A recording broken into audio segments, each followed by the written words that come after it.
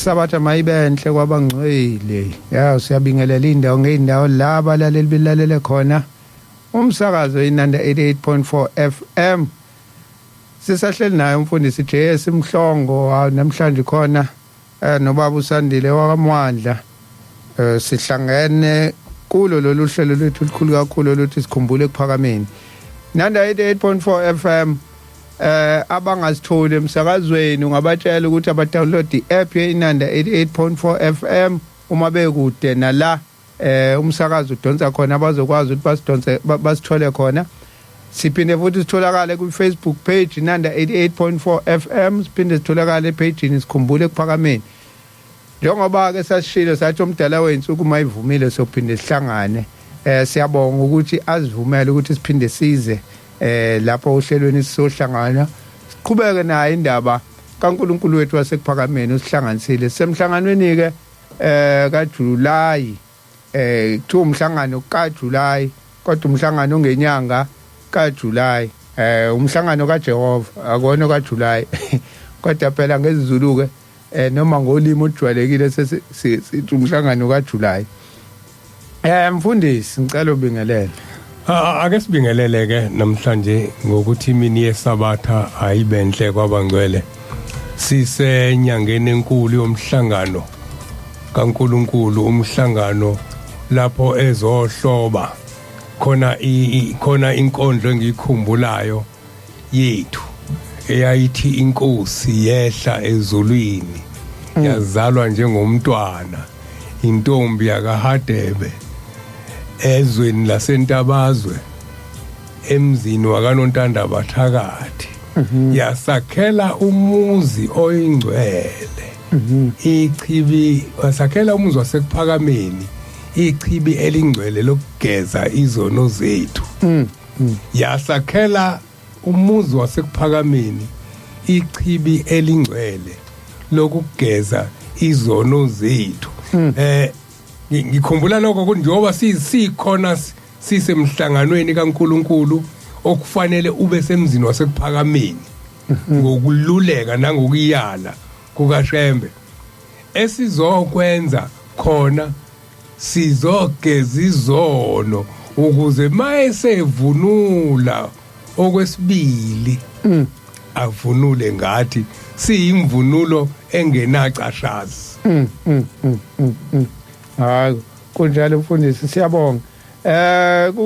Kulamasonto siloke sihamba naye isihloko sethu sibheka umhlangano sihamba nawo sakhuluma ngeintombi amakhosazana sakhuluma ngentanda kuningi sesikuthintile escape namhlanje mfundisi kuningi ngoba phela ibandi isabalela indaba kaShembe ikhuluma nenyama ikhulume nomphefumulo ikhulume nenhliziyo ikhulume nayo yonke into ikhulume nabalele othulini lomhlaba. Bengifuna ukuthi mhlambe namhlanje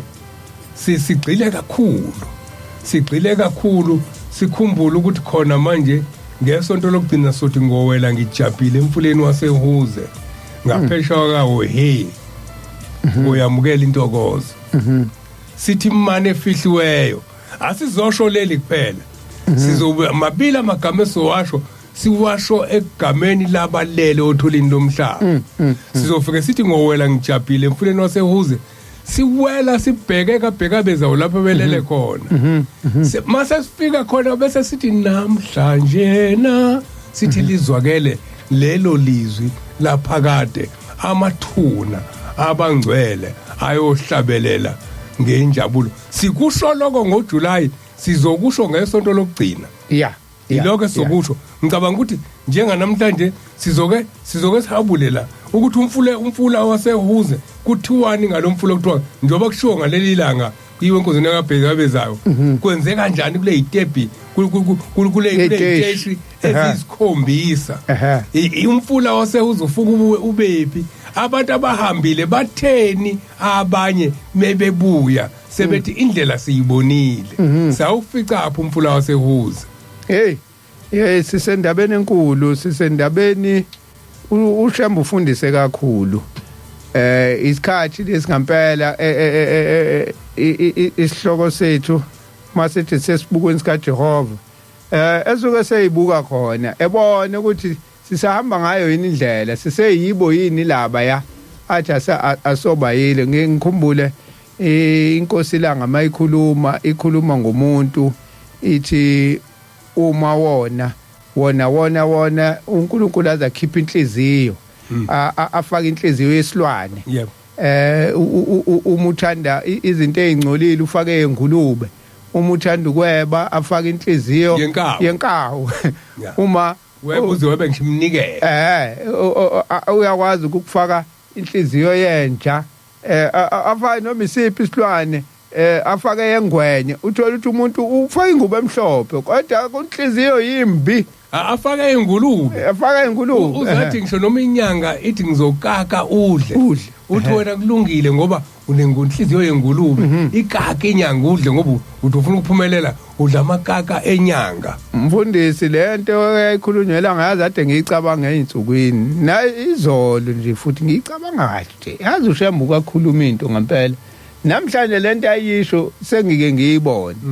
abantu namhlanje ngendlela abakhonza izinto ezingcole ngayo abakhona ngize ngibuke ngishintsha makuthiwa ubone uthi hawu uyazi umuntu kukhona umuntu onike ningazwani naye ubone ukuthi lo muntu sekukhisha ubuntu kuyena uma umuntu esekufaka inhliziyo yenja wena usamphathiso komuntu ngeke nizwane usufuna umphathiso kwenja ngeke ngoba uthi ushembe zithande asithandeni ilwane uzomthanda kodwa uzomthanda ngendlela othanda ngayinja ngoba mawuthi umkhombisa ubuntu akasenabo ubuntu niyashayisana naye lo muntu usenje usenobulwane uma engenwe yengwenye eyebhubesi yazi ukuthi ilwane ezichoboza nayo lezo uyambona lo muntu uhlezi efuna impi lo muntu uhlezi enolaka lo muntu uhleze ufuna ukususa impi nje manje lo muntu usenenhliziyo yalesilwane esidla abantu hoze kwakwazi ukuthi makuyisilwane esinje akufanele ngihlale ngimgwema lo ngoba uzoloko uphika naye kanti akhobozele ngelinye uzoloko uphika naye wena kanti lo muntu lo inhliziyo wena ubuka ibhudi injini ngaphakathi akuseyona yomuntu ubuntu umkhishiwe kulo muntu ukubone umuntu othi yazi khona umuntu othanda into ezingcolile ongayifuni nje into eclean ukubabone namhlanje izinto abazenzayo abanye badlule emajointeni umuntu uzubothi hey akasene ndaba nane ngangabona isimanga umakhelwane ngangazi mina nje yakwazi ukuzala ingane zayibuya izidle ayazidla hey ngathuka kabi ngibona nje amakhelwane idla imdlwane izala imdlwane nengulube hey namhlanje usukubona umuntu ezela izingane kakhulukazi owesifazane ngiyambona nowesilisa indaba yendoda kakade thina konakala sesithembele kubona abantu besifazane ibona baba yinsika manje abapheshayo abapheshayo la kusuke konakale khona uma nabo sebekwazi ukuhamba bashiya izingane kumanje kukhala ubudufudufu emalokishini badansa kuze kuse bashiya izingane ufaka esincane isikhethi lo muntu kubanda kanje ukuyibona nje mase ihamba iphakamisa umsila ihamba ikhombisa ezinye izinja ubothi lento bengicabanga njalo ngicabanga yona lentshumayelo yenkosi la nguthi yazi abantu bake benzise kwezilwane unganakile uthi hawu nangu umuntu akasafuni nokugqoka akasafuni kwenza ushiya izingane ngase ngicabanga le nje kamakhelwane engangayibona idla imdlwane yathi umuntu ozakhohle nanokuthi unezingane ahamba ayishiya impela ayodansa kuze kuhle angikhulumike kayise ngoba uyingane vela akekho njalo ngithaba angithi iyawudla nomphalazo wayo inja ibuyele kuwona into ade ikhipha yona ibuyele kuyona yanje kusakhuluma ngomama abashiya ingane ngeke ngezinto ebhlungu enze ngapha noma egolini noma kephi lawo mama bekade engekho izingane lezi bekwa amawele ahamba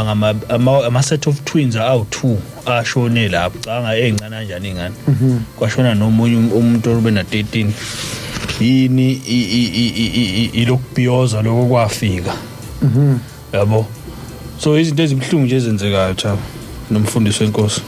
hayi siphila kwelinye izwe manje kibe ebhlungu kwelento mangase uthi uyathola uthola uthiwa lento enziwe umuntu owumNazaretha awu ushambe fundise kangaka ngiyafisa ukudlula la khonto ezohlupha kakhulu ngike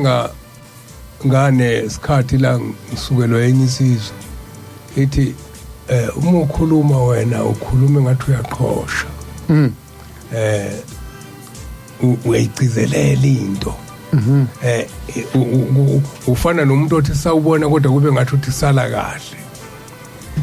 ngifuna ukuchaza lento oqala manje ngiye kule ncwadi engizoyifunda into oyibonile neyenzeke kuwena ayifani nento umuntu ayifunde emaphepheni uyabona umuntu ofunda indaba emaphepheni nomuntu oyibone ngamehlo yazwela kuyena akafani khona lento eyenzekelayo njengoba kade kunezikhukhula la kuhleliwe khona ematendeni abantu bekhala bethi kwaze kwabhlungu ukuhlala ematendeni inkinga edala kube bhlungu ukuthi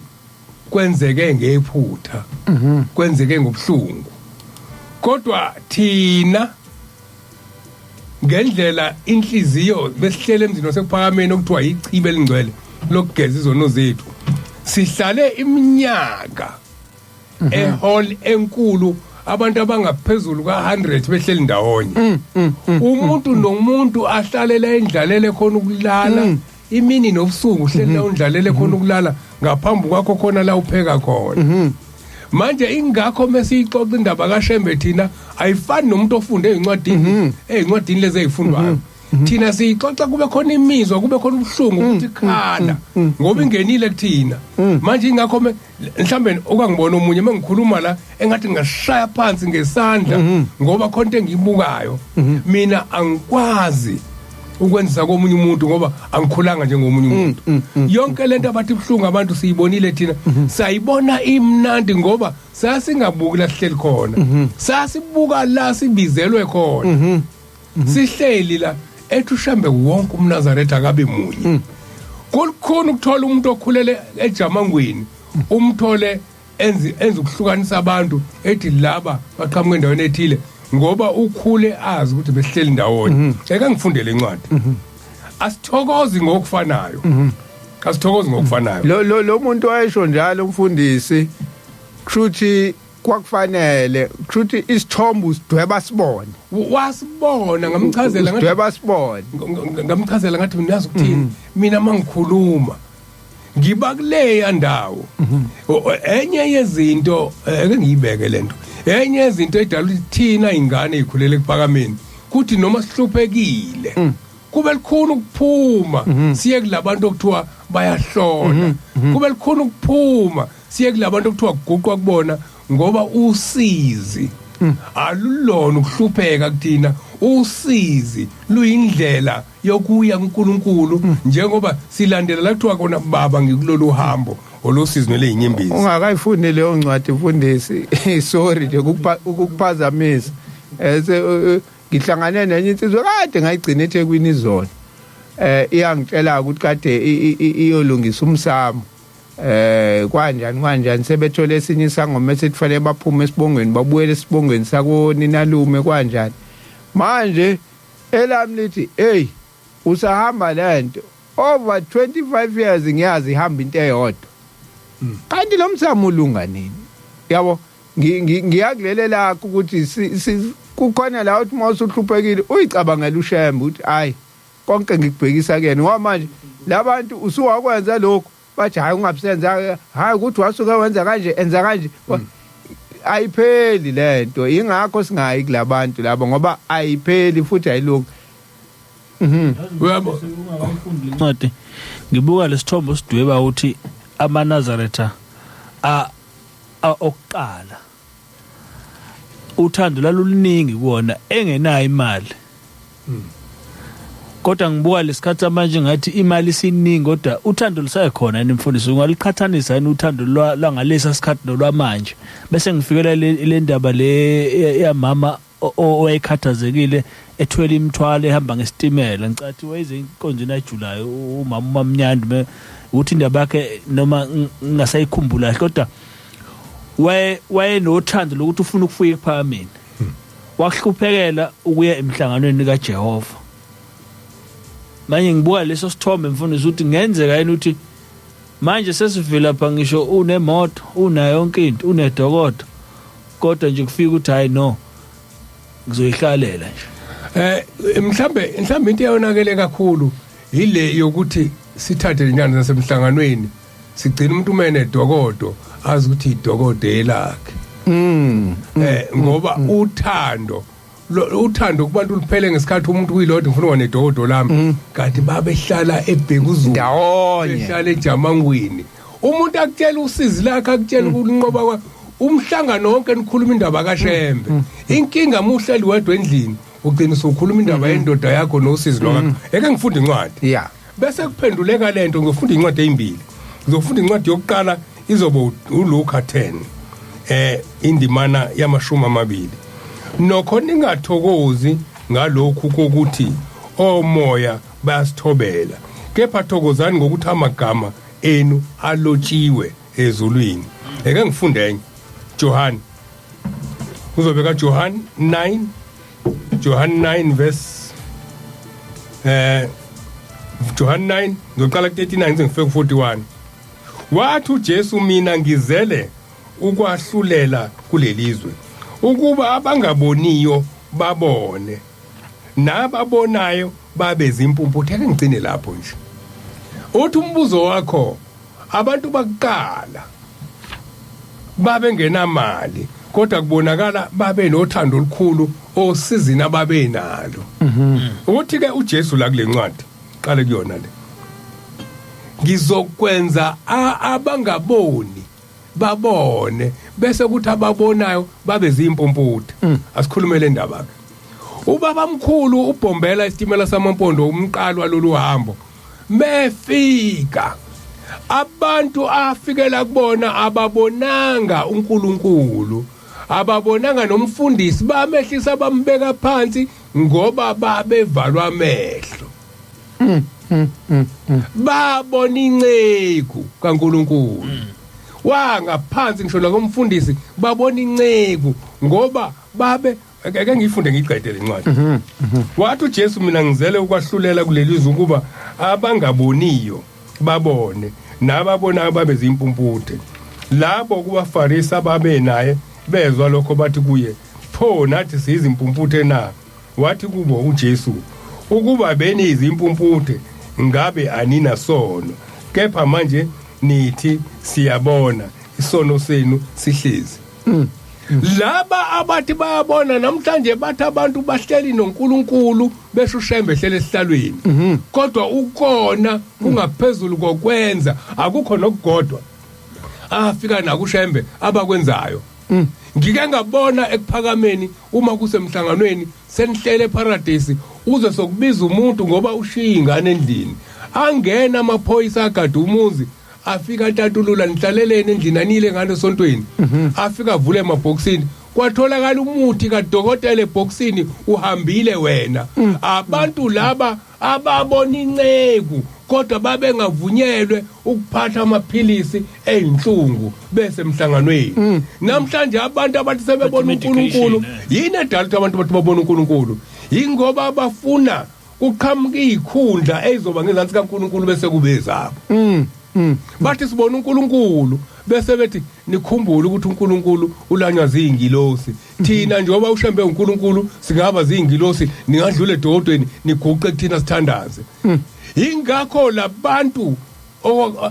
athu Jesu abangabonanga uNkulunkulu babona inceku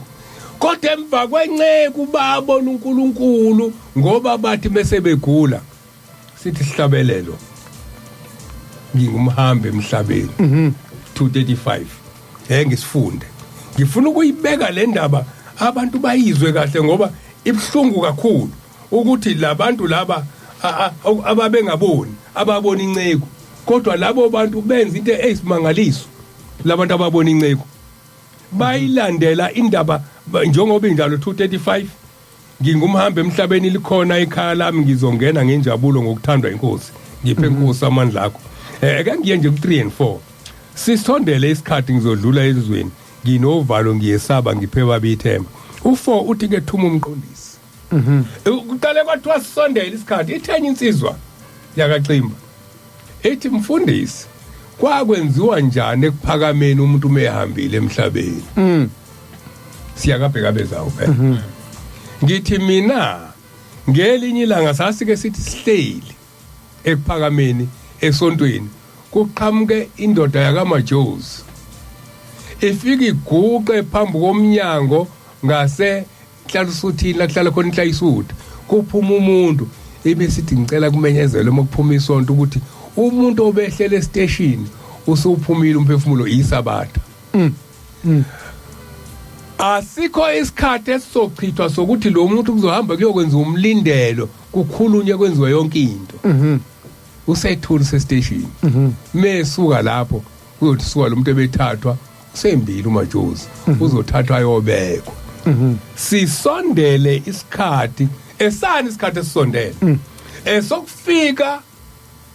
komqondisi ozokhanyisa indlela ngilo sekuhlangabezile lehlangabezile akufanele ube late kuyona lithini iqiniso lokuba late lithi iqiniso lokuba late ingilozi umqondisi othunywayo akahlali ngaphezulu kweinsuku ezintathu uhlala izinsuku ezintathu kuphela usuku lokuqala usuke salindele ireport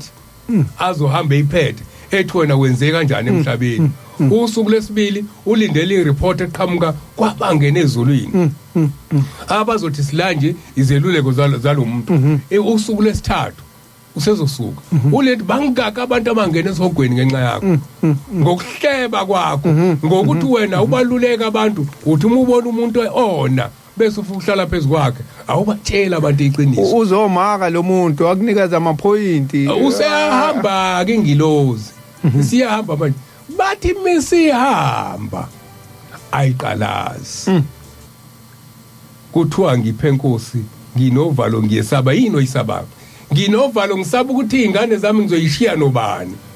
uthi lenkosi ngiphi ithemba ungakaphumi umphefumulo ngicela ithemba lingakaphumi umphefumulo ukuze ngazi ukuthi ngibe nesibindi sokuthi le izingane zizosala zihlale noJehova uma sehamba ke kuthiwa muke waqalaza kuvuleka idistance phakathi kwakho nomqondisi bese usala ukuthi wena usaboni ngoba manje umqondisi usekushile wena ubuqalaza izingane zakho wena ubuqalaza imali la lasho njalo ikhehle lenye la kaMashi xoxa ngayo le ndaba elahamba labuya ngale lalike lithi hey uma uke waqalaza uthi uyabheka phambili mhlambe uthi ngoba masuhamba la khona indawo odlule zona uzabantu bekumemeza awusibani uthi waqalaza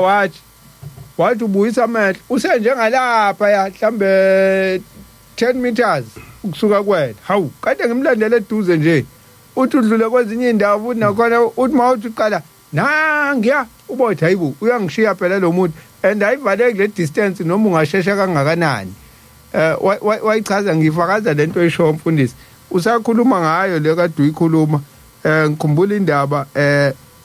yomuntu bekuphame nje obuhlala usichazela mfundisi bekuhlala intandane kuhlala wonke umuntu owashona eshona engenabani ekuphakameni mayishonile lo muntu isikhathi sikababa mkhulu sekufika isikhathi sokuthi kufanele ayofihlwa kwatholakala ukuthi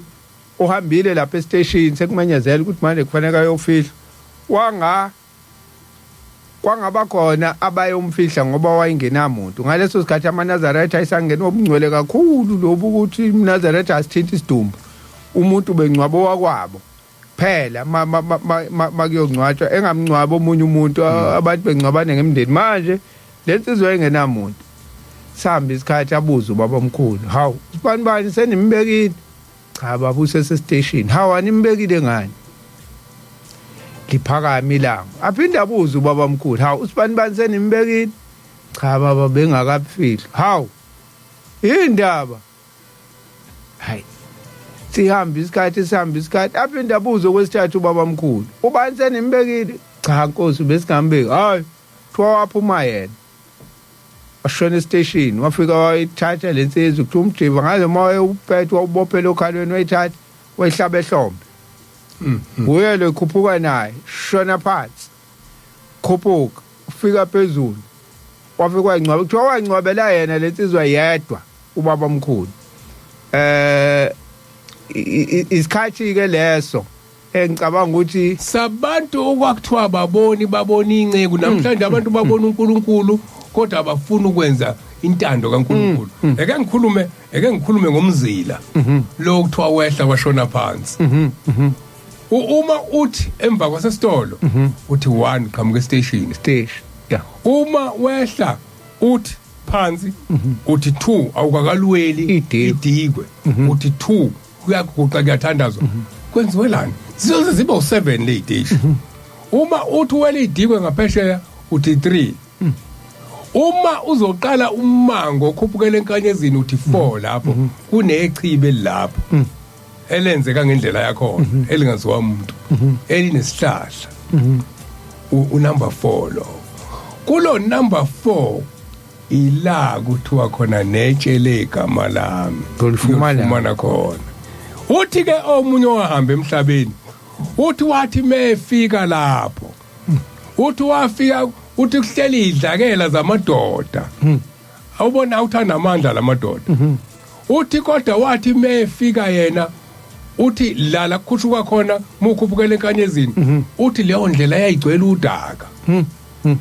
uthi kulolu udaka ozokhuphuka kulona uthi le idlakele ibekwe la zondliwo wena ngumnikelo hayi leminye yokucela abakithi ukuthi bangipha ukuthi nokuthi yokuvula amasango ngomnikelo ka23 ka25 noka14 le idlakela zidla yona eyinika amandla kuthiwa simangala esinye simengala uma wena ubunga uhamba u23 no14 azinawo amandla okukhuphula kulolu daka uyakhuphuka ukhuphukela phezulu uzothi muthi dundu kuthiwe number 5 muqeda phezulu ingoba kade uhamba lendlela nje noma inini namhlanje umuntu usengena ngelukhuzana ngemoto ethwala abantu abalelo thulini angene umgwaqo kaBhili akayihambi lendlela amacala akhe wathathe nini kulamasango ayisikhombisa ngithi-ke labo kwathiwa ababona inceku yibona ababothi uNkulunkulu mawufika lapha ufika uthi 5 uyathandaza mawusuka ku5 uya ku6 u6 lapho uzongena khona bese ngena umkhokheli wakho bese uyahlanjulula ngelinye ilanga ngiyayithanda le ndaba noma ibhlungu ilapho kwakungangeni khona mase kulapho ila kuvela khona ukuthi wena uyiNazaretha yini kuqhamuka iveni ilayisha amantombazanyana sizofihla nathi kabheka bezayo mesehliswa lo muntu ohlakeni kuvele inyawo kuvela iQuitex enyaweni ayibona umvangela ugini bese eqala ubumkhokheli wakhe hayi usele ekhaya ibhuku lakhe hayi lisele ekhaya hayibo hayi lo muntu akanayo yonke lento eseyinyaweni yini leseyinyaweni ngoba lo muntu ukube lo mkhokheli ukhona ekhaya ngempela ubezomtshela ukuthi la ayifakwa lento efakwa einyaweni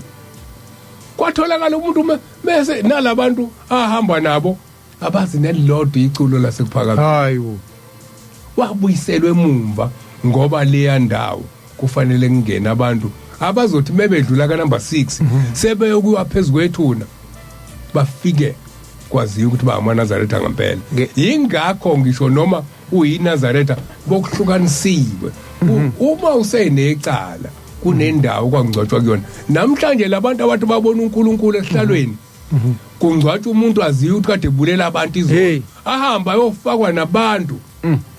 abangcwele kuthiwa hayi simnikelele cha wawungekho umnikelo oqala wawukhona umnikelo kodwa kwakufanele indaba yakho uma ingaphelile emhlabeni iphele ezulwini Mfundisi uselapho kule ndaba lawo mantombazanyana kwathi ngomunye unyaka kudala nje mhlambe kwakwama 90s kuyophela ama 90s sihamba la lendlela leso sibheke ngasempophomeni qhamukela ebuhleni nanka amantombazane ngihamba nawo nje ngihambisana nawo siyalandelana axoxa yona lento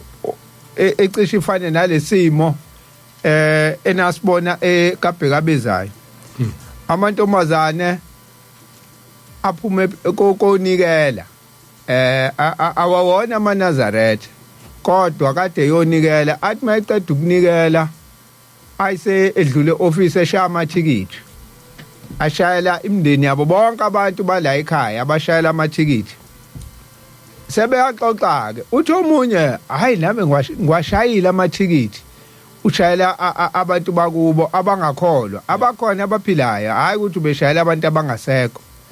hawu sengiyabuza ke nami hawu ushayela abantu abasekhaya abaphilayo senzela phela ukuthi mase kufika ukufa babe nayo indawo bazofihlwa kuyona yawuza upoto ukuthi ukwazile umuntu kuyoshaya ithikithi alishayele kuthiwa ngidlapha ushayela abantu abangasekho amathikithi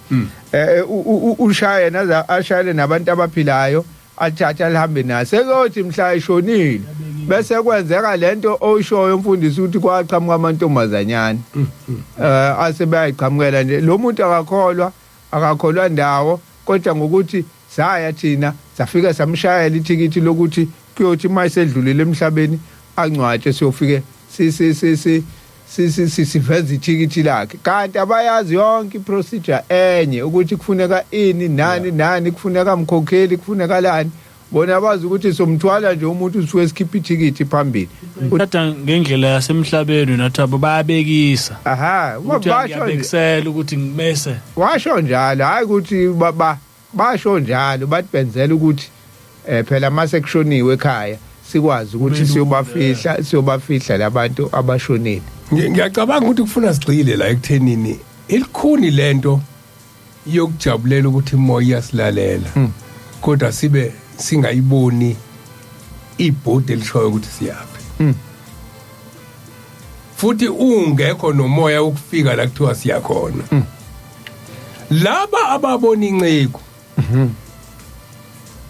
khona ihlabelele ibafakazelayo kunesihlabelelo 27 lapha kwesithupha hawu Jehova sihlabelelo 27 verse 6 hawu Jehova siyakuncenga ngalowo musa wakho sibusise naso leso sandla sesichaka sakho umthandazo lo bese siya kwesinye isihlabelelo u42 u42 endimeni yesine u42 indima yesine ethi ekukhaleni kwenceke yakho awuzange ulibale abantu bakho wakhala inceke inceke kaNkuluNkulu yakhala ngoba inceke kaNkuluNkulu uyayihamba nabantu bakaNkuluNkulu khalela thini inceke manje yini edala labantu ababona inceke abangabona uNkuluNkulu bahamba kahle ingoba babazi ukuthi ngale kwenceke khona uNkuluNkulu thina sibona uNkuluNkulu kuze sizuze kuba ziyinceke namhlanje khona abantu abaziyinceke bathi kwakuthiwa mokuthiwa kwavela abaprofeti baseNazaretha kwakushiwo ubona ubani osho njalo ubani osho njalo umbuzo lo mfundisi ngoba uthi mase umbuzo umuntu uthi ubani osho lento isho akukho la isihlabelelo lesi asisho ukuthi kwakushiwo umhlongo ukuthi bona bazowayilokhuza eke sithathe esinye u24 241 verse 3 241 verse 3 kohleke ke siubone 241 verse 3 ukubola kwenyama kungangeni emphefumulweni hleze incekwana yakho ikuphathe okungafanele nansi indaba ukubola kwenyama kungangeni emphefumulweni hleze incekwana yakho ikuphathe okungafanele uma ukubola kwenyama inyama isiyone kwaze kweqa sekuphatha ongalungile ngoba ukonakala kwenyama sokudale wena inyama iloko kuthiwa ke lo muntu usengenwe inhliziyo yenja isibulile inyama usezophatha lesihlabelelo singena lapho ukuthi njengoba nje sibolile inyama yakhe sokusetha khonkothe kuphela kodwa izinto ezenziwa inja usezenza zonke uzozenza ya leyo ndaba esiphezulu kwayo ngitheke inkinga enkulu ile yokuthi kungabe uma sihamba siya la kuthiwa kiwa khona uma izitembu zingashayiwe zonke singahambi ngalomzila wale iziteshi ezu7 ohamba uguqa kuzona ngoba usuke ngesikhathi uhamba uguqa usukulungisa indlela yeinsuku ezisikhombisa obuyiphile emhlabeni uma usungena ngemoto ngakabhi uvela uqonde uyele kuyoba njani ngithe labo kuthiwa babona inceke kutheme begula bese inhlungwini ngeke ngafica isalukwazi ngingayikhuluma lento isalukwazi esumacela abasijwayele nje abantu besihlale ephakameni esizalo uthulisile nolindizi umhlongo ngasifica lapha eMagandi sikhala isalukwazi siseyinhlungwini singibiza ngegama sithi hawu sibani nawe uyavuma wathi ushembe singangene ezibhedlela le ingane izongcolisa mina sengiyahamba ngifuna ukuya ekhaya uma lento abazongifaka yona ngivumile angithi manje lo muntu uyabona inyama yakhe uma ikeyangenwa yilento kuzokubola umphefumulo lento esho mfundisi nayi la incwadini yomncwabo mawuqala nje uvula uthi page 1 ithi upage 1 lo ncwadi yomncwabo kugula umuntu okholwayo ahamba emhlabeni kwethembeka ukuthi uyongena ezulwini ngoba ubengasolweki ebandleni nasekuthokozeni konke kwakhe kuhambe isikhathi kuzwakala ukuthi lo muntu angenanga ezulwini wadla umuthi wangcola uma sekufuna ukuthi wayewuthathe phi lo muthi kuyathola ukuthi wadliswa ngawo lo muthi wabulawa yidliso ngalokho ke sibona sengathi kungcono bonke abantu bahlanjululwa uma sebehamba emhlabeni ngenhlambuluko ka6:20 iswe enkosini nenhlambuluko njengenhlambuluko ejwayelekile ekuhlanjululweni komuntu ukuze kwethembeke ukuthi uyodlula lapho kufunyaniswa khona kumiswe abantu ngokuthi bangcoliswe ngomuthi abasakwazi ukungena phakathi kwabangcwele basezulwini ngiyala ekutheni mfundisi ukuthi kuthiwa wathakathwa ngomuthi kukhulunywa ngomuthi ukuthi kodwa ukwena manga ukuthi kwakuyidliso lingcolisile leli dliso hayi ukuthi udle wona awudlanga ngokuthanga manje uma ke udle wena ke wayisukela ke kangakanani kumiswa umuntu obengazi nanokuthi udlile umuthi ngoba wawufakelwe ngawubonanga kodwa angangene ezulwini nakho kusho ushembe intombazane yabuya ngoba idliswe umakhelwane efuna ihlale kwakhe le ndaba engane kaMngoma amfundisa uMngoma angifikile ezulwini ngoba ngadliswe umakhelwane efuna ngibe ingane yakwakhe yavinjwa yangafika idlisiwe ingade iphathe kahle ngawudlanga umuntu omunye lo owadlela esithebeni esikhothwe yinja emzini womuntu engazange azabona ingakho uma samaNazaretha kunemizo okuthiwa ufika ungadli kuyona ngoba uzodlela eplatini elikhothwe yinja bese uyangcola ubungazi wena ikhothwe yinja awuhamba udla noma yini iNazaretha alidli noma yini namhlanje ufice emgwaqweni limonca lokho kumuncwayo okuthiwa ingingila ukhohlwa ihlobo luni lomuntu kushiswa umuntu ofaka ubuhlali bezangoma la lo muntu oshisa lezi ingingeni le captain mfundisi emsebenzini nawoshisa nyama uthothi ukuqholwa ngelento ngobhiya uyawu nawe ukhona lapho ushisa inyama lento mfundisi oyikhulumayo ngizothi ukubuyela kule QTX ngoba abathi ubabamkhulu wakhuluma ngayo ngo1927 ethi abantu abamkuza isikhathi la nizohlala khona nabasesihogweni ethi niyobabona ngane nani niyobabona ngenwele ezinde njengamashobe ehashi eziyobe ishaya la emhlane njengamashobe ehashi bopenda imlomo yabo ibebovu nezipho zabo zibe bovu usezosuka komunye ahamba yopenda zibe hlaza athi hayi kwathiwa zizoba bovu ayipende omunye zibe emnyama athi hayi kwathi waziyoba bovu. Uyabona umuntu mase esengena ukona esezama ukukuvikela ngayo yonke indlela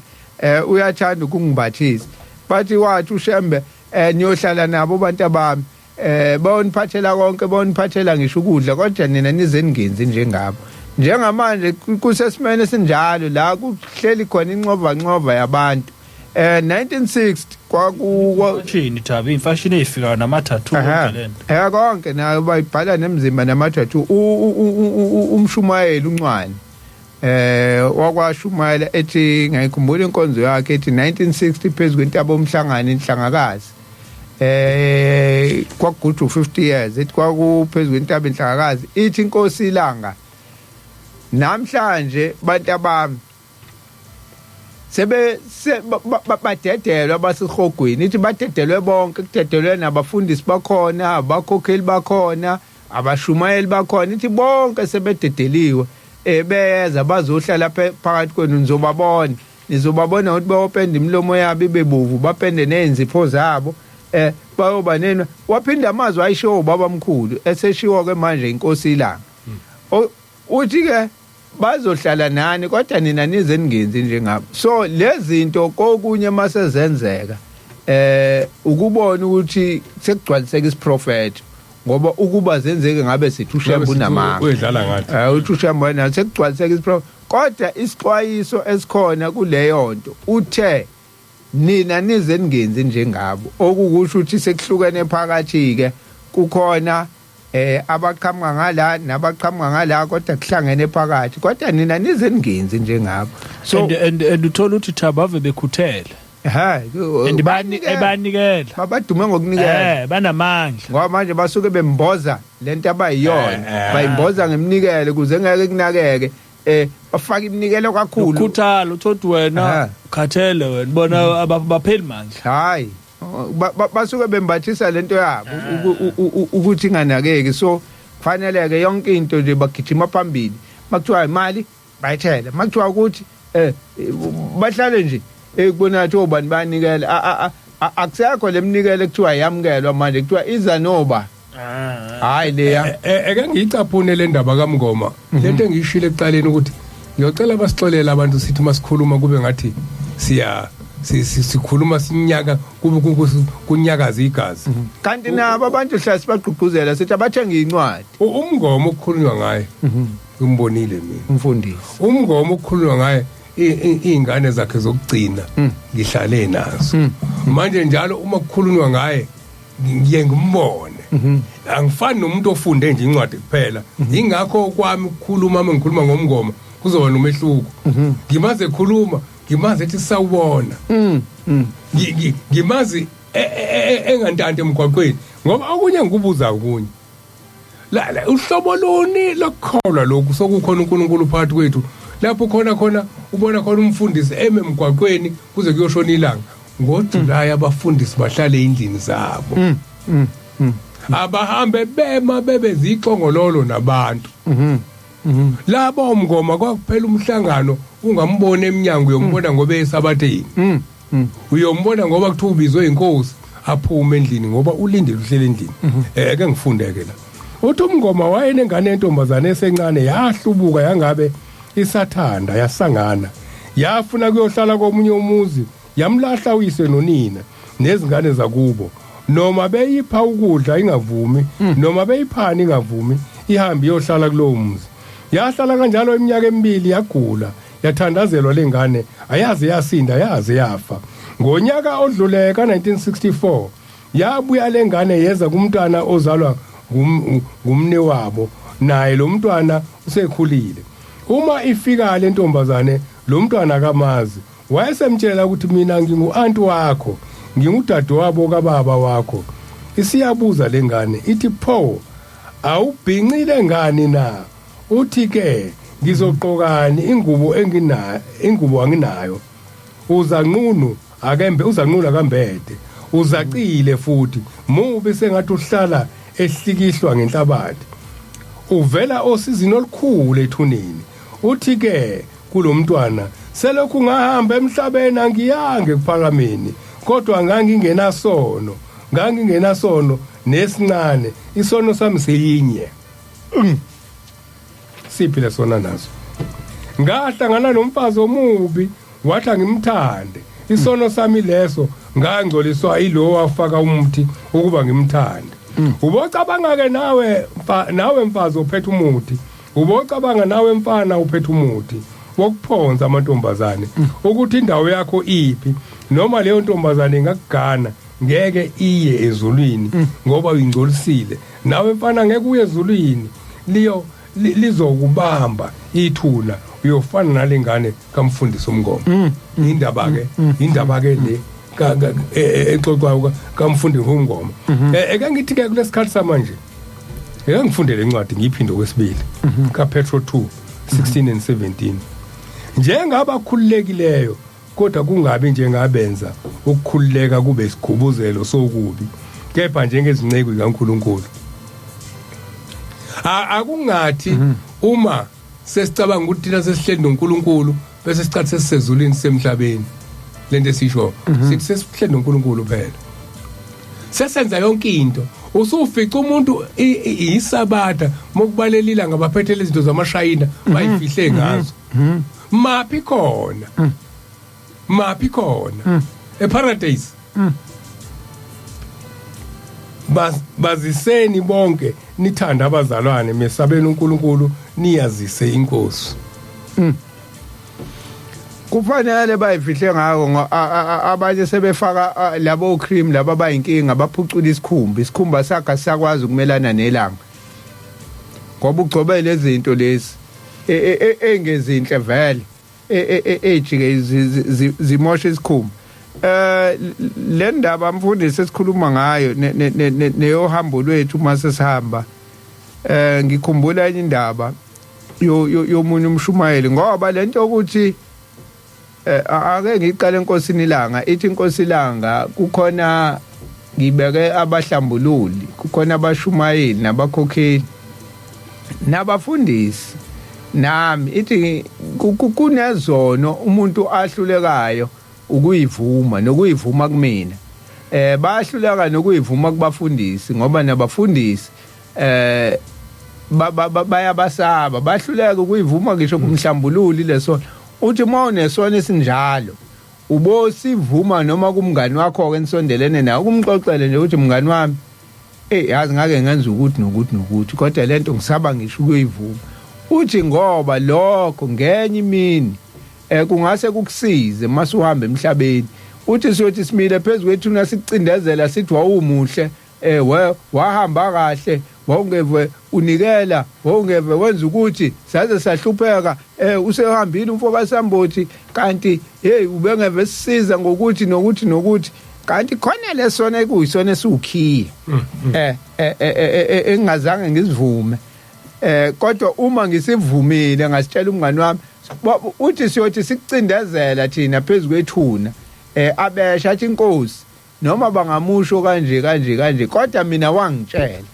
wathi wenza ukuthi uthi uyokuvumela ngenhliziyo wenza ukuthi ngicela leso sona uzumthethelele esingambamba endleleni lento isho Thaba ngoba ngempela uthoda saziwa umuntu akekho umuntu ozosala ngapha ebekulekelela ukuthi akuthandazise ngangayizwa nami indaba yomunye baba owazi wasivuma kumfundisi ngesikhathi sokugcina ngoba lo baba edodeni lakhe khona ekuphameni mhlawumbe uzikhumbula umfundisi le ndaba wangasangeneki ngangizwa ngomfundisi umngomezulu eyichaza le ndaba ethi wazi wavuma the esedlulile emhlabeni kubothi kwangena umfundisi yedwa ubabe yomthandazeli edodweni wavuma lesona azivuma the esebuya kumkakhe esangcwatshwa lo baba mesebuya kumkakhe usethi ngisizwe ukuthi ngivume isono kumfundisi lento eyishotha ngoba kuthi mase kushaya isikhathi sokuvuka ethuneni abantu bacindezelwe ithuna limbambile inhlabathi imbambile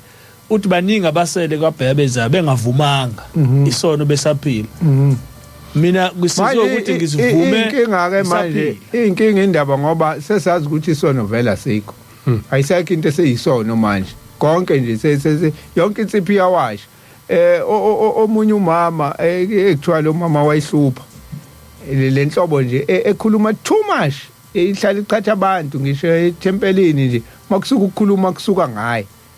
Wahamba lo mama wagula uyahleba nje wenza konke nje kuhlale kunokuxokozela. Mayithe eshonile sekufanele kuhanjwe-ke manje kuyemlindelweni. Hayi umshumayeli athi hayi hambani ngizonilandela. Hayi nifike nenze kanje angayi umshumayeli. Kuphinde futhi qhutshekwe insuku kulindelwa kulomuzi. Umshumayeli akaveli, uzovela ngosuku lokugcina umshumayeli. Kushuthi umshumayeli uyacabanga ukuthi ngizovela ngithini. Yabona khona abantu abangafuni ukuhamba beqamba manga lento eshiwo ilanga inkosi ilanga mayithi sobe sesikucindezela thina phezulu kwethuna simile kufika nomakhelwane emlindelweni bezokuncoma ingabisakhulunywa indaba yokuthi ubumubi. Ngosuku lokugcina seyofihlwa lo mama wafika umshumayeli emlindelweni. Mayifika umshumayeli nakhona futhi aphinda ahlala angasho lutho. Ayithulele kuze kube khona umqhuba aphethe awuphe njengomshumayeli nomshumayeli akabeka amabili akabeke noma amabili umshumayeli ngoba yonke into uyathumela umshumayeli uthi akwenza abanye kuthiwa manje umshumayeli senzeni hayi enzani kanje hayi kwazi kwakho ukuthi umshumayeli phela ubeke nawo. Wasukuma umshumayeli bathi umshumayeli uthi Nkosi, bathi washo into eyodwa sekuthandaza wathi Nkosi nali leli phiqiphiqi lakho selilele la. Cela Nkosi lo mama besusa ukukhuluma kuxatshana ethempelini namanje ushiye exatshana amakhosikazi awazwani ngalobuphiqiphiqi bakhe. Kepha Nkosi wena waziyo ngaye. Sicela Nkosi umkhumbule la ekhona. Wahlala phansi wathi amen umshumayeli wahlala phansi. Qedile akabanga sakhuluma lutho kwaze kwahanjwa kwayofihlwa. Twakwadlula usuku noma ezimbili lenkosikazi eshonile wafika kumyeni wakhe. Mayifika kumyeni wakhe uthi hey ise wengane zami ngicela uthathe imbuzi esibayeni uvuke ekseni nembuzi esibayeni uhambe uye kumshumayeli. Akasho ukuthi uthathe imbuzi wathi ungiyele kumshumayeli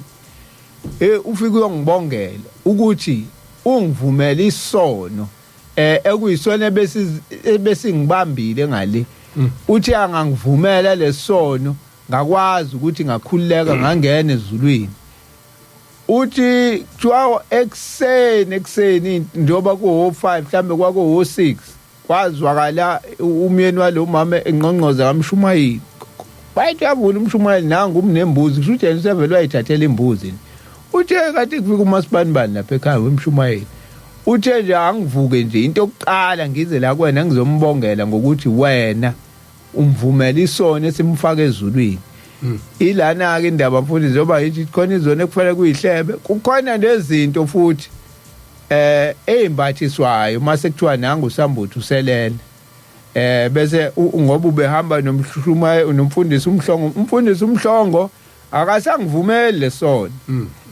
Umfundisi umhlongo useyambathisa konke nawe usehambisana nomakhelwane nobani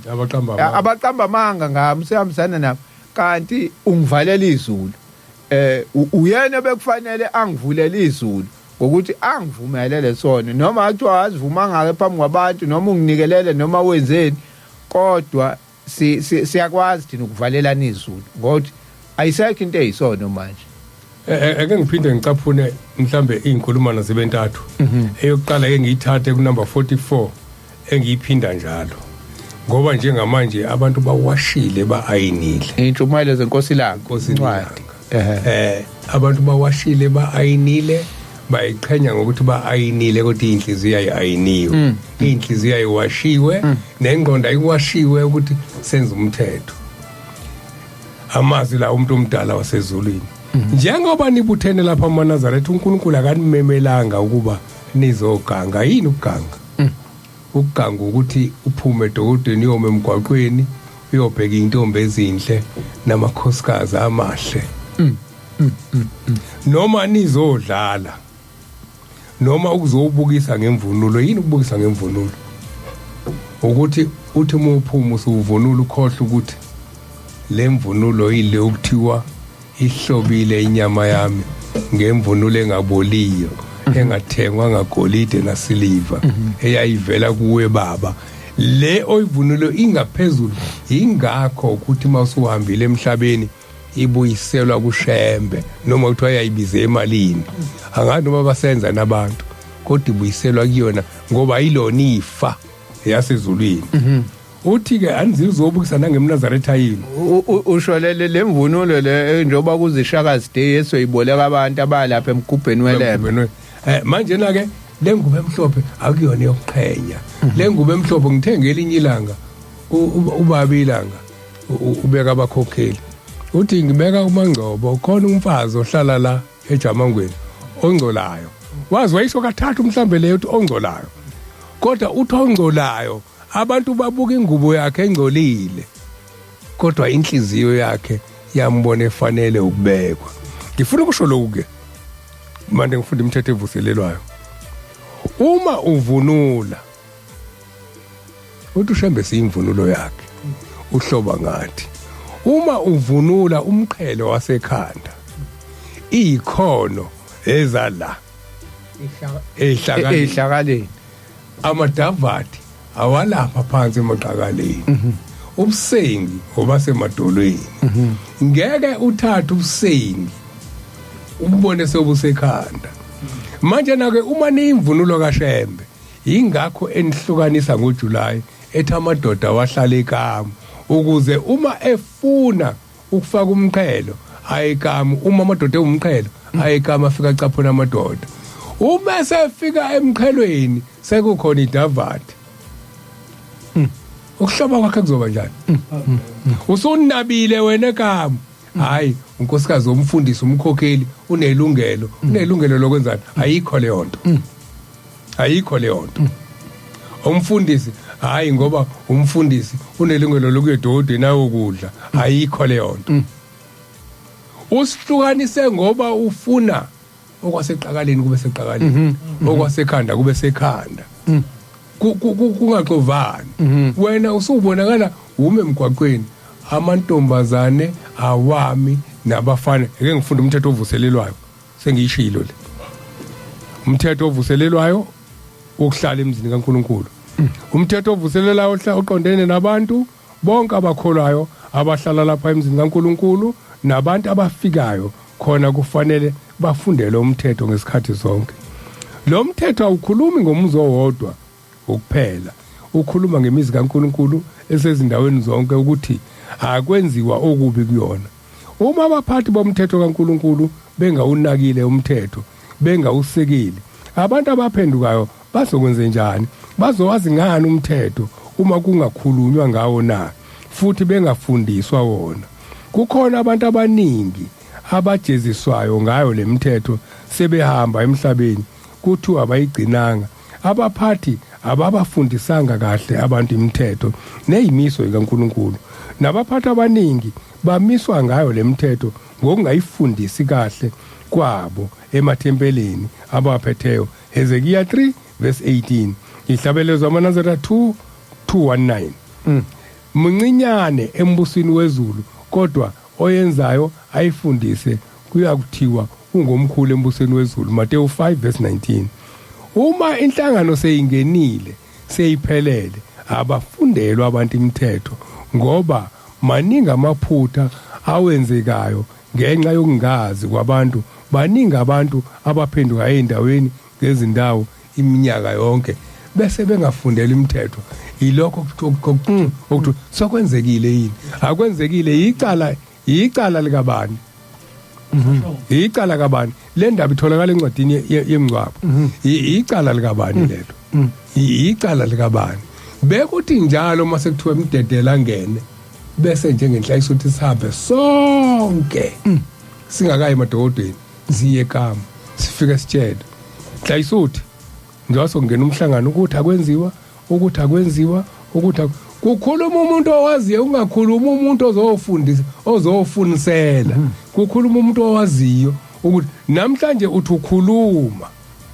babe bethi ucabanga ukuthi ubani ngoba abezile kulento okuthiwa kuziwe kuyona abafuni ukuba imvunulo yokuhloba ushembe bafuna omunye ugibele kuzobona ngiya emhlanganweni ngiyobona umngane wami kade sagcinana naye cha emhlanganweni sizoba imvunulo sizokwenza kahle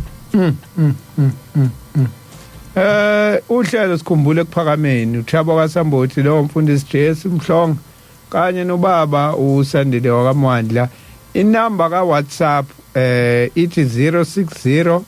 4650345 060 4650345 ungathumela uWhatsApp lapho ubhale noma uthumele ivoice note sizokwazi ukuthi sizwe sidlale nasemoyeni uphinde futhi ucomment lapha epageini sikhumbule kuphakameni noma leli elithi inanda 88.4 FM ungakwazi ukuthi nakhona ucomment ukhona usibuvilakazi lapha siyabona ukhona ku Facebook ukhona Eugene ngumKristu usilalele umzilikazi Sibethe Mloyi ulalele Ntatho Amos Motseneng Phebane naye ukhona usiyabonga Mtshokotshe naye ukhona usilalele lapha ucommentile lapha epageini sikhumbule kuphakameni ngesibheke lapha kunanda 88.4 FM ukuthi khona sihleli nobani abalalele nanda 88.4 FM uhlelo sikhumbule kuphakameni khona ipost uzoyibona nakhona unga commenta nangumzamo usikwacapuleni umzamo siyabonga ukhona umzamo lapha ya Manqoba Silence Mpanza naye ulalele Sbu the heavyweight thethwayo ekhathomene Meville nanginayo uthi good morning ukusokuhle nakuwe Nonhle Ncube naye uyabingelela uthi amen Bramdum Mhlongo naye uthi amen Siphesihle bhekokuhle uthi amen ngwa BM Lazi siyabonga Siphesihle kwa BM Lazi phika cebisa Dludla uthi amen impilo ntsele baba kaQhawe umpilo ntsele ubaba kaQhawe uthi amen umzilikazi Sibethe Mloyi amen ngikhona nginilalela ngiseMasgrave bese siya kubani futhi salele gift siphethu uthi ulwethu unyazo ulwenu unyazi nangesho sikephi futhi ke la hayi sengibafundile bonke la sesizobuye sibheke kuWhatsApp ngabe uqhubeka ngamfundisi ake siphinde futhi sicaphuna omunye umthetho ukuhamba komuntu ohlala lapha engaziwa engacelanga kwababheke umuzi futhi engalali lapha noma wesilisa noma wesifazane lo umuntu unecala emthethweni ufanele ukujeziswa uma uhamba ake ngikhuluma indaba yethu indaba yethu besibane sizalwa intombi yaKaNgcobo sasuka ekhaya no-anti ababili sasu6 umkhulu wami ubaba engajwayele ukufika kuphakameni umkhulu wami bejwayele ukufika kuphakameni ngoba umkhulu wami wayengelona iNazaretha kodwa waphiwa inkosi yasekuphakameni intombi ukuthi imgane wayilobola wayiqeda kodwa ubethi mefike kuphakameni uma evakashele o-anti bokufanele enze njani bokufanele kureport oqala kubaphathi beyintombi ukuthi nali ikhehla umhlongo ufikile uvakashele izingane zakhe ngeke o-anti baye kumkhulu behamba bodwa uyise wabo uma uye edolobheni uyakobika kumphathi ubikelani wenzela ukuthi ingilozi yakho ehleli nawe la emhlanganweni yazi ukuthi wena awukho useThekwini ihambe nawe ikugade la uhamba khona inkosazana emiya edolobheni ibiya kocela kubaphathi misicalile kubaphathi bese kukhishwa omunye ozoyiphelezela umthetho wasekuphakameni kwenzela ukuthi endleleni ingalingwa omubi kuqhamuka insizwe ezinhle bese ziyikhulumisa indaba engeyona kaShembe kwenzela ukuthi la ihleli khona nala ihamba khona behambe bekhuluma indaba kaShembe ukuze bangangenwa imimoya yasemhlabeni. Asazi ke noma abantu abagcwele edolobheni ngoba imoto ilayisha kuze kushona ilanga ezilayisha abantu bayedolobheni basuke becelile yini. Bakumuphi uJuly uma bekuJuly uma bekuJanuary bakumuphi uJanuary lo okushaya umthetho ukuthi uma uhamba cela ithi ka inkosi yasekuphakameni kwezinye intshumayelo zayo uma maNazaretha nini esibindi sokuyigcina indlela kaShembe lo umuzi awusoze wathintwa lutho uyoma njalo kuze kube phakade kodwa ningakhohlwa ukuthi uNazaretha lobu idwala elibushelelezi liyabehlula abaningi namhlanje sesenza ngamabomu khona sizohluleka bese sithi imithetho iqinile sibe sazi ukuthi ngelinye ilanga abanye bathi sihlelo sizini webabamkhulu kuleso sigodi sosizi sifuna ukuba yilabo bantu yini itheke incwadi singalinge siziqhenye ngokuthi imimoya iyasilalela ngoba namadimoni imoya iyawalalela uma ukukhumbula kahle uma uMoses eya kokhulula abantwana bakaIsrael kwaqhamuka izehlakalo zaba ngakholwa zaba yishumi ziphikisana nezikaMoses manje la ke ngenye indlela nikhumbula ukuthi yes inganilalela imoya kodwa nibhaso ukuthi nilalela nje nisahamba ngayo indlela ngoba kusemqoka ukuhamba ngendlela kunokuthi imoya yasilalela kuphela buka indlela ukuthi uzahamba khona indlela kuthiwa akhanjwe khona ithi enye inkosikazi ngelinye ilanga ngihlele endlini ingakho ngithe okwethu kunenkinga kabi ngoba lento siyibonile iyazwela kuthini ingaphakathi egazini njalo uma ukukhulunywa ngayo asiyifundanga nje njengomuntu efunda esikoleni athi mase efundile afundele ukwazi kodwa yangena iseyinhlizweni zethu asikholwa kodwa iphume kuthina ingakho ingane einzalo yeNazaretha ithi misidaka ivamsazo sine enye mikiyadaka ihlabelela amagama sekuphakame khona insizwa yakwenye indawo sasemshadweni ngala emaphephetini eyayifika ithi kufikeni kwethu lelizwe so sathi siyavuma sithi athukavini ungiphatha kahle egazini hawu nange seshintsha futhi kodwa akakhohliwe ngithi ke abanye mfundi babeze ezongisho insimbi le yezingane imbiza kodwa azabuze kubantu athi niyayizwa insimbi kodwa abantu abayizwa ingakho ke ngithi bafowethu bafika labantu ke ngihlele lovu ngineminyaka u10 ngingenalutho kodwa akaze kufike kumina ukuthi uNkulunkulu ngilahlile akaze kufike lokho kwafika into eyodwa ukuthi kambe ngikhulele lapho bese ngenalutho khona kodwa besinako besinoNkulunkulu bakhuluma lamakhosi ahleli phansi kwesihlahla athi kodwa khona umuntu ongahlala endlini enje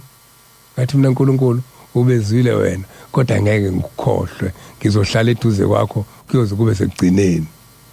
akaze kufika ukuthi angihlubuki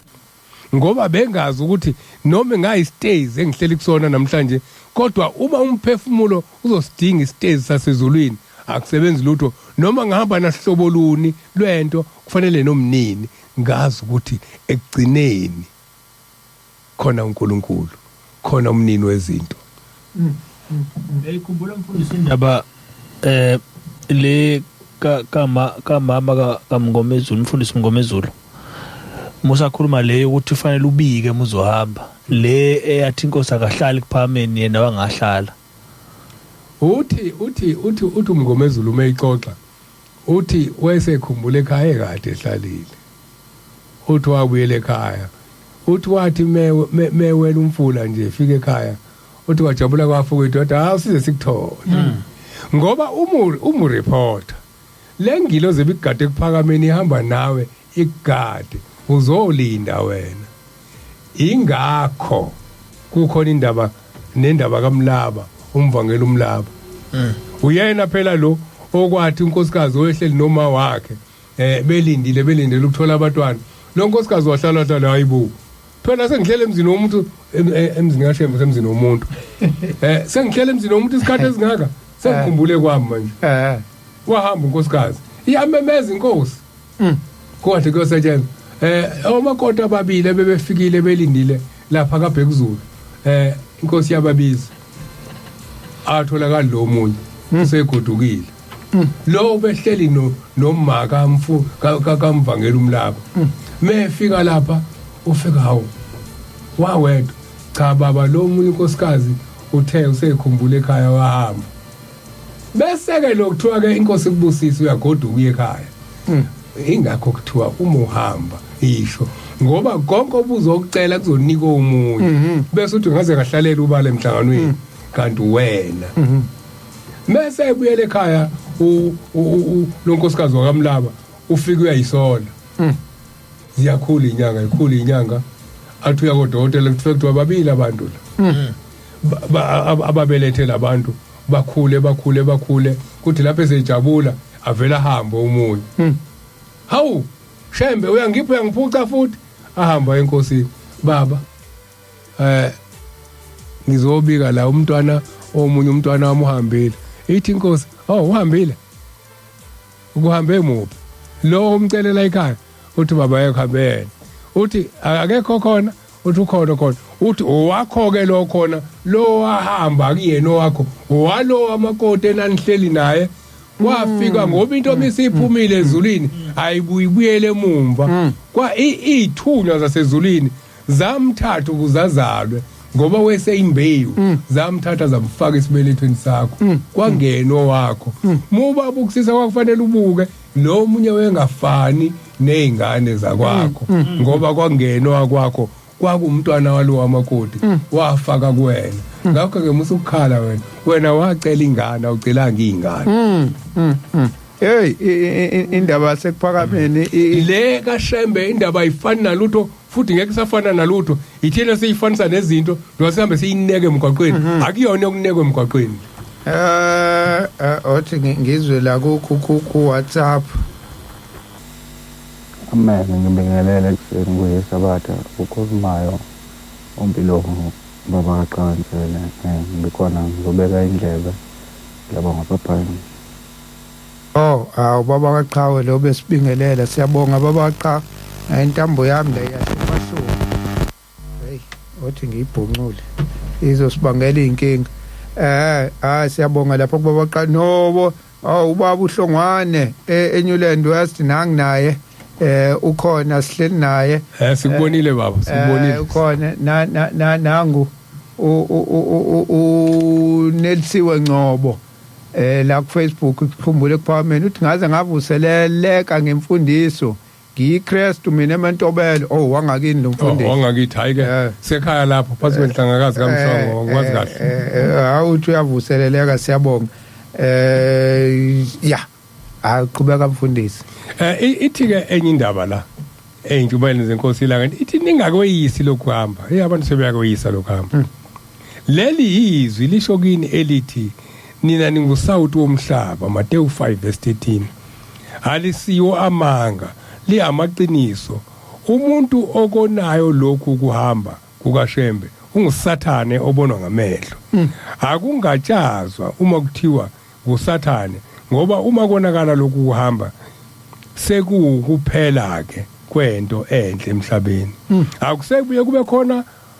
okuhle kubantu abamnyama njengoba vese kungekho nje namuhla kodwa uShembe uzamile ukuphemba umlilo uzamile ukuba awuvuse usawuti wokuthi abantu abamnyama bebe nento enhle le namhlanje sesinyathela siyenza yonke kade sikhuluma sinomwandla uthi hey thina saba esinye isizwe angazi noma ngizothi asihlakaniphile noma sinjani into zethu asiboni ubugugu nobuhle ezintweni zethu yonke into esinayo sifuna ukuyihlikiza sifuna ukucekela phansi nje yonke into sicekela phansi izinto zethu uzugcina usuyicekela nawe wena uqobo uyicekele wena phansi khona labantu ekuthiwa baku self destruction mode abantu abaku self destruct ubo lo muntu hey akayithandi kwayena ke manje lo muntu uzama ngayo yonke indlela ukuyicekela phansi kodwa akaboni uthi yena uphila kamnandi ngale ndlela kodwa ubhizi uyayicekela phansi angazi saba isizwe esinjani sinaleyo nkinga nje sasho njalo Thabo Umshumela Nkosi Langa ikhuluma ngomlungu oyiFrench owafika ePhakameni wathi nina abantu abamnyama nenhlanhla ngoba uNkulunkulu nimkhonza nangemzimba yenu nimkhonza nangamakhanda enu nezandla zenu nangeenyawo zenu uthi ke lo mlungu akunifanele lokhu nina abantu abamnyama ithi lento ifanele thina belungu uthi ngisazoke ngihambe ngiyolanda shuthi wayolanda ke icamera le okuthiwa ibioscope uthi ushinkosi la ngithi lo mlungu uthi usayolanda ke icamera usazohlala noma amasonto amabili a record yonke into enziwa amanazi ngicathi kwakuwo mhlawumbe umhlangano kaJuly eke ngiyifunde le ndaba uthi ngizofika ngiyirecord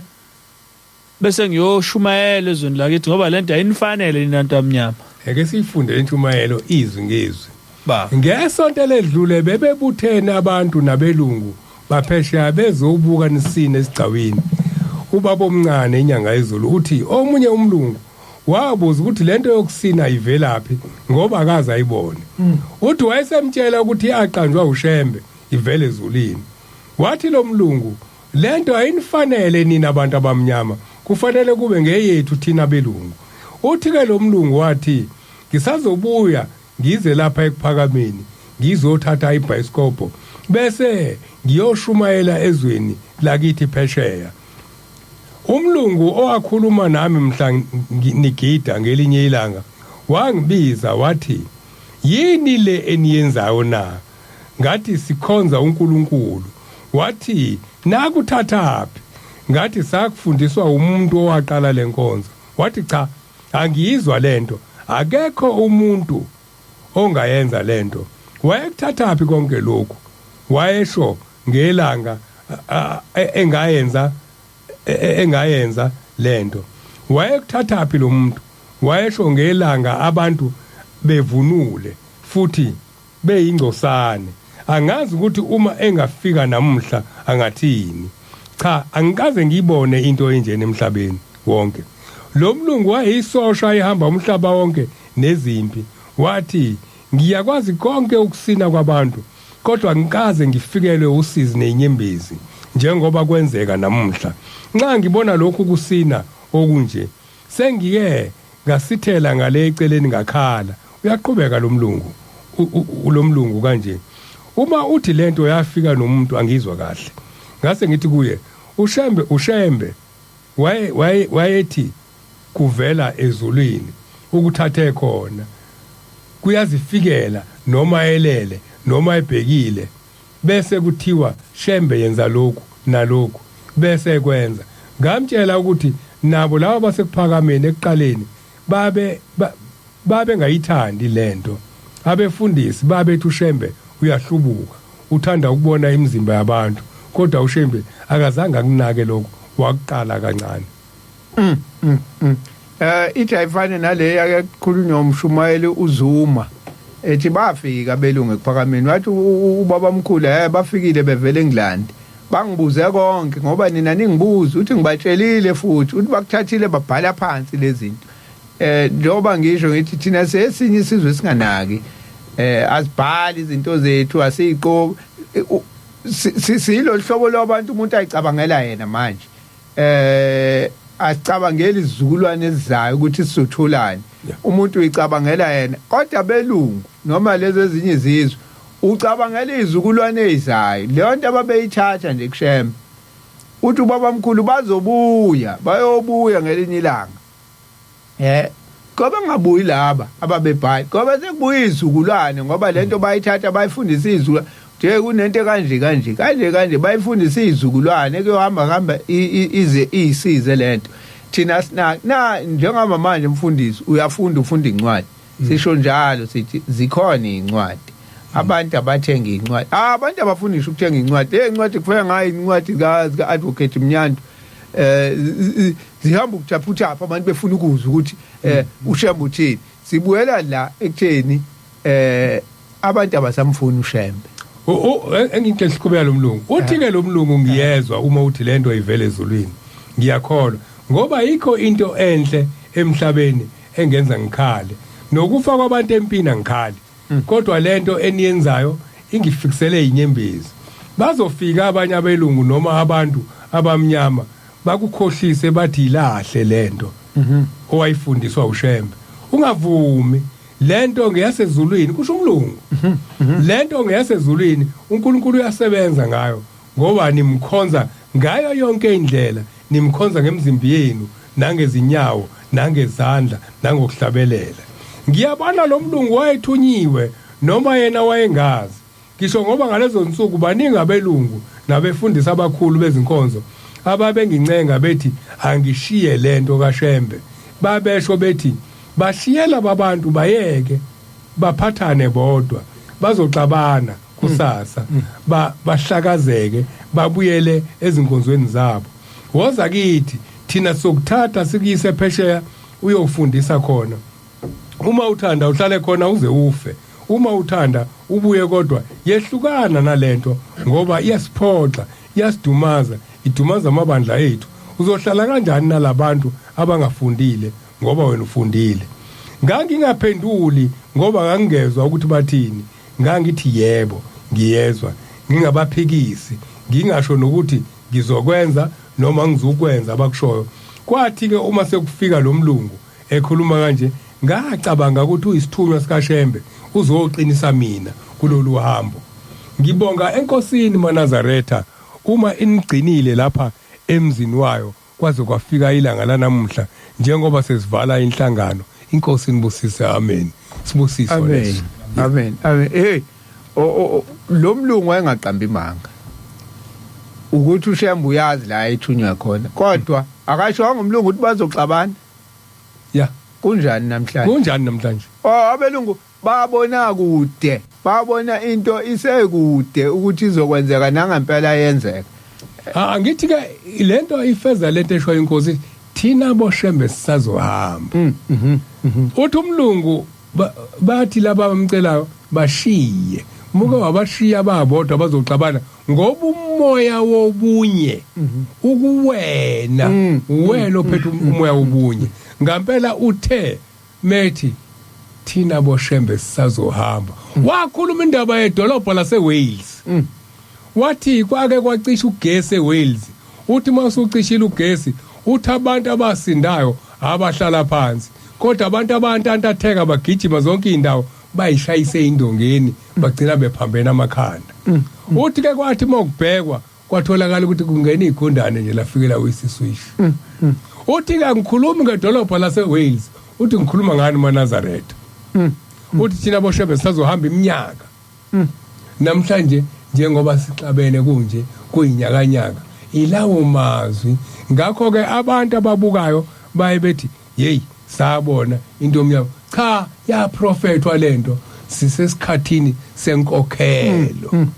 funani uJehova ingakho njengoba sihleli la sithi sikhumbule ekuphakameni ingoba sisabone ekuphakameni ingoba abantu abaningi kunabantu abafikile namhlanje khona babafundisi ahlabele yathi ngikhumbule ekuphakameni akaze angene ngithi akwazi kudlula kumdedele ikuphi lokuphakama ndikhumbula kukona uzotshela ubantu ekuphakameni kwathiwani ngokuphakama lolu hlelo oluqaliwe ukuze nomfundisi alalele angayiqhenyi ngento engaphelele engakwazi ukuphakameni simthethe ukuphakama kuyini kwathiwani ngokuphakama ukuphakama kumkanjani ahale athi kodwa khona indawo engayibonanga angikubonanga egumbini angikaze ngiyishaya insimbi athi omunye mina nginethikithi elilodwa anginalithikithi lokubusiswa nginethikithi lokubhabhatiswa kuphela kumhluphe ngaphakathi abe nemvuselelo yilokho esizokwenza la asizili ukuzokhuluma indaba yokuhlukana njengoba ngila angizili ukuzokhuluma indaba yala ngikhona ngokuhlukana ngizokhuluma indaba yomuzi wasekuphakameni uwodwa ngikhuluma kahle ngoba angiyifundile phansi ngikhulele kuwona wangondla nganosizi khona nganokubusiseka khona nganako konke phakathi komuzi wasekuphakameni ngikhuluma ke ngikulolo gqozi nofuqufuqu lokuthi lo muzi oyingcwele sasha isilandelo sathi ichibi elingcwele lokugeza izono zethu ngenye indlela linye ichibe elingcwele lokugeza izono zethu umuzi wasekuphakameni ongangena ngisho nangomphefumulo kuwona uma ungawuthuki kodwa uma uthuka phumile khona uthuka uNkulunkulu uqobo la umuzi kabakade le ndaba oyikhuluma mfundisi indabende kodwa sinenhlanhla ngoba ikhulunywa wena ikhulunywa umuntu okhulwele kuphakameni thina sikhona nje ngoba sifunda phansi laba ke abangasafuni isho njalo inkosi la ngithi abasasifundi laba nosheme kuthiwa abantu abasamfuni kahle uyabona mangaze ngibhala incwadi ekhuluma ngomsamo ngibhale nje incwajana engaka ungabona wonke umuntu eyithenga ngoba ayikho into ephambili njengomsamo into ezamumva indaba kaNkuluNkulu manje ukuthi uShembe wathini uNkulunkulu wathini wafundisani njengoba sihloko njalo sihloko siphethe incwadi sicaphuna amazwi kwaShembe lawo abantu abangasawafundi ngoba ukhuluma amazwi kaShembe mangaze ukufunda into ezibhalwa abantu la uthi mawuthi uyambuza umuntu la ukuthi lento isho uyithathaphi akusaveli ukuthi uyithathaphi manje akasho ukuthi asha umuphi lo Shembe wakhuluma lento oyikhulumayo akusaveli futhi umuntu ukuchazela nangamazulu amabili izulu lomndeni izulu likaJehova kwenzeka kanje okay ke ngiyakuzwa lento ongichazela yona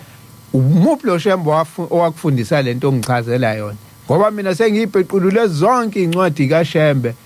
angitho lento ongichazela yona ngithola umuze siyakukhazimula ngaphezulu kwelanga nenyanga ake ngifunda isililo amahubo 137 isililo esiphezulu kwaso sabatwana bebethunjiwe sithunjiwe engifundela isililo ngasemfuleni waseBhabhiloni sahlala khona sakhala lapho sikhumbula iSiyoni amahabhu ethu sawaphanyeka eminyezaneni ephakathi kwawo ngokuba abasithumbileyo bacela ukuba sibahlabelelele igama nabahluphi bethu bafuna injabulo bethi sihlabeleleni elinye lamagama aseSiyoni asiphikanga thina abantu besihlabeleleni namhlanje khona odladla mshunqisi bashaya izinto ezikaNkuluNkulu la kudanswa khona la kudliwa khona utshwala bephethe amabhodlela otshwala sithini ihlabelelo siphi ihlabelelo sithini ihlabelelo mfundisi uselapho ungakadluli nakakhulu othi ngipheqe ipage lokuqala ngqama oluvula lapha esihlabelelweni lezi zihlabelele nezingoma nemthandazo zimiselwe lama Nazaretha zaqanjwa ngomprofeti uIsaiah Shembe kaMayekisa kaNhliziyo kaMzazela kasakhabuzela kaNyathikazi abakaShembe ngabantunga ngabahlanzi kwadonsa eziningi zalezi zihlabelele zazifika nezithunywa zasezulwini imvame wayisuke ebhekile ngalelo esesibili safika ngonyaka ka1913 mhla eqala ukukhwela entabeni yasenhlangakazi sokuqala sasesihlatshelelwa ngabantwana ayehamba nabo ngo1910 abantwana bakaleti Khumalo baseMateko eqala ukufika eNatal kusukela ngo1914 kuze kube ngo1919 akuqanjwa ngahlabelelo ngo1920 waqala waziloba kakhulu waqala nokuloba imthandazo yokuvuka neyokulala neyesabathi nayo ke indaba ke manje paragraph yokugcina lezi zihlabelelo zimiselwe ukusebenza uma kuyinkonzo engcwele nemigidi nemikhosi kaNkuluNkulu J.G. Shembe ekuphakameni May 1940 ubani onike labafana asebeyigida lapha izinto zikaNkuluNkulu ake ngiqhubeke nalezikhalo uNkulunkulu usizwele siyakuhlabelela kanjani ihubo likaJehova kwelinye izwe na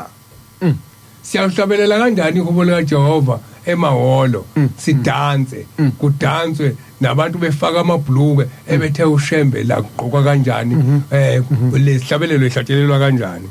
uma ngikhohlwa wena Jerusalema masingikhohlwe isandla sami somnene uma ngikhohlwa wena muzi wasekuphakameni oyiJerusalema lamaNazaretha isandla sami sokunene masingikhohlwe ulimi lami namathelo olwangeni lami uma ngingakhumbuli uma ngingaphakamisa iJerusalema phezu kwentokozo yami enkulu noma ngathokoza kangakanani kodwa uma sengikhohlwa ukuphakama okwasekuphakameni sengikusho ejointini ulimi lami namathelo la ngenilami hayi uNkulunkulu mangivala inkulumo sithwele kanzima khumbula Jehova usuku leJerusalema ngenxa abantwana bakaEdoni abathi dilizani kuze kube sesisekelweni sabo obani lapho wonke umuntu olekelela ukuthi le ihlabelelo yekaShembe sihambe icule endaweni kusayiwa kubo kaShembe kusazoyiwa ngisho noma kuthi ugibela imoto eyibizayo noma kuthiwa njani umphefumulo wakho usazokuma abuza ukuthi leli iculo awuhlabelele likabani wawuhlabela ngoba umthetho uthi lihlatshelelwa ngemikhosi kaJehova kuphela ndodakazi yaseBhabhele wena yakubhuthiswa ubusisiyophenisela kuwe izenzo zakho owazenza kuthina izenzo zenu enizenze kuthina ukuthi nithatha amaculo kaNkuluNkulu niwacule ngokuthanda kwenu kuze kunconywe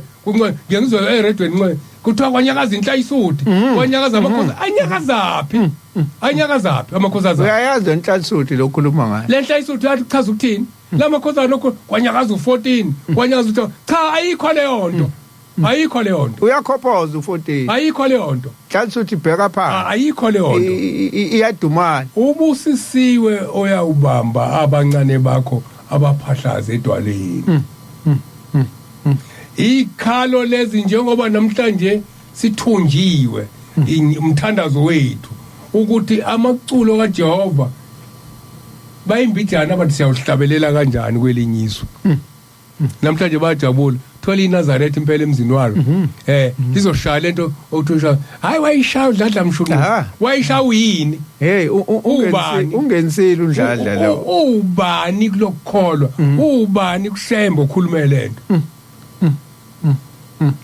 kholwa kwethu kulomNazaretha ihlabelelo amafoto mfundisi nanka amafoto kaShembe wathola nangale emajointini nanke ejointini lapha adwetshwe uShembe udwetshwe ngisho etoilet ejointini ngiyafisa mina ukuthi uma kuwukuthi la inanda angikhulumi ngendawo ekude ngikhuluma ku-main road ekudlulwa kona manje kuyo emhlanganweni kuyadanswa manje mhlambe sebevalile kudansa ubusuku bonke nguShembe eyindongeni zasejointini ukhona udwetshwe wadwetshwa ngisho etoilet hayi ukuthi amaNazaretha waboni hayi ukuthi abagcotshwa ababoni hayi wonke umuntu uyayibuka lento kodwa kuyathalaliswa nje mntasambothi ngiyafisa ukuthi umuntu oyizwayo lenkulumo ethi amaculo asephamela acula kanjani adlulisele kulomfana oseculile noma bemnikile abanye uma ekwazi ukuthi kusasa uzodlula ethuneni ayiyeke lento ngoba iphambene nentando kaNkuluNkulu wasekuphakameni abamaziyo bamtshela ukuthi inamba yami ngishiyile ngoba bayamncoma kunokuthi bamkhuze abamkhuze ngoba uShembe uthele ihlabelelo zimisela ukuhlabelelwa maphi nalabo abancoma emaredweni ngelinye ilanga ngizolithola ithuba ngikhulume nabo into kaShembe le uShembe wethunywe ezulwini akayona into yombukiso nangu engifunde ngiyabona nakusesihlalelo imizuzwana embalwa baba nje umane ngilalele uShembe iqiniso umhlaba owesekwe ngeqiniso amanga nobuqili kuyophela kodwa kuyogcina iqiniso themba mina inanda awu Mtolomba siyabonga Mtolomba uthula inanda nanginaye yini manje ngathi wavela imali emngaka Mtolomba ku profile pic yakho hey Mtolomba ungakujikjele nangala ngathi sicaphunele sithenga amakhamera Mtolomba ujikjele hey usakhuluma leyo ndaba mfundisi hey sicaphunele Mtolomba konakele uze sifake kwathi lapha ku YouTube caphuna Mtolomba sekuphela amasonto amabili ku YouTube wethu asikakajikjeli lutho hey sinenkinga impela imshini isiphethe kabi abalaleli babuye bakhumbule ngoba ungazi ukuthi mhlawumbe kuzothiwa hawu kanjani isiteshi somphakathi lesi asifani neziteshi ezinkulu eziqashwe uhulumeni ezinemali lana siyaphatanisa ngalokho okuncane kusuke kukhona nathi senzele ukuthi sizame nathi ukuthi siphonse lapha emsebenzini kaNkuluNkulu ngakho petrol nje siyalayishwa silethela sibuye silande khuphuka upetrol asitholi lutho konke sikwenzayo cha bafowethu hayi anozama bo amakhamera file insizwa kusebenza kwabathanda ukuthi umsebenzi kaNkuluNkulu uqhubeka udlulele phambili nalezi zinto ezikhulunywa ngoba ngiyengizwa impela bekhala bathi asabona lapha ku YouTube kusuke kusenenkinga ubona ukuthi sithi siyahlanganisa kuhlangani njengobusho nje insizwa mfethu uthothi khona ohleli nentshumayelo mhlambe ezayibhalwa umzali wakhe ngepeni ephalameni omunye unamabhuku omunye unamafoto omunye unamacassette aneyintshumayelo zasephalameni konke lokho siyakudinga izinto ekufanele sidlulisele ngeke sigcine singayiqopha siyiqophe simbuyisele umuntu izinto ekufanele sidlulisele sidlale usiza uNkulunkulu usiza indaba kaSheba kasizithini akazi ukuthi mehambe emhlabeni izingane ezothatha zikushise ngani kuyifa engenandaba nalokhona yes into ebalekile lethi into omwandla ngoba ziningi izinto ezihleli engasetshenziswa engasiza hayi ukuthi isiza mina nomfundisi nomwandla zisiza umhlaba ngoba uzothatha inkulumo ebalekile ukube le nkulumo nje ikwazile ukuthi idlulele kubantu khona umuntu obezusinda ngalento le ekhulunyiwe kodwa manje akasakwazi ukuthi asinde umuntu ngoba uhleli phezukwayo lento isikhathi ke manje sithi 7 minutes or 6 minutes to 5 6 minutes to 6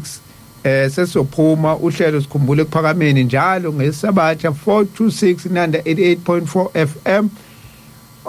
uma uthanda ukuthi usithole umsakazi ungafiki la ukhona noma uhambile ugodukile uhlala la eThekwini nesikhathi ubugoduke ngasemakhaya nanda idonsi download the app lapha ya ku Google Play Store nanda 88.4 FM uzoyithola i-app ukwazi ukuthi ufake efonini ukwazi ukuthi usilalele noma ukuthi uphesheya noma uma i-app ikuhlula ukwazi ukungena ku-internet ngena ku www.inanda.fm.co.za and uzosidonsa live lapho stream live uzokwazi ukuthi usithole noma ngakuthuke la ukhona uzoyithola inanda 88.4 FM isikhathi ke manje sesithi imzuzu mhlanu nje siphume ake sisonge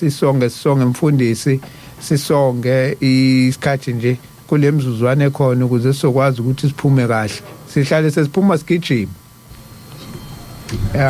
ake sivaleliseke ngiphinde ngicizelele namhlanje inhliziyo yami ithi ngithi kubona bonke abantu umthetho kaShembe uthi ihlabelelo zakhe ihlatshelelwa lapha ngiyacela kubantu abamaziyo lo oseyihlabelele endaweni engafanele